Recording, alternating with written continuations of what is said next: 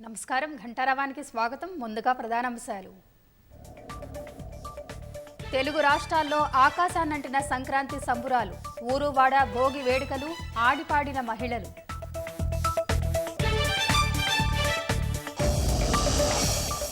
కృష్ణా గోదావరి జిల్లాల్లో ప్రారంభమైన కోడి పందాలు, ఘంటసాలలో ఎడ్లతో బండలాగుడు పోటీలు.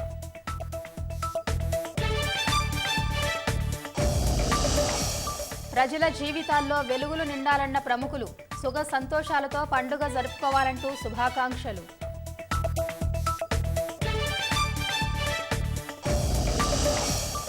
మహాకుంభమేళా పుణ్యస్నానాలకు పోటెత్తిన భక్తులు, విశ్వాసం, భక్తి, సంప్రదాయాల సంగమంగా పేర్కొన్న ప్రధాని.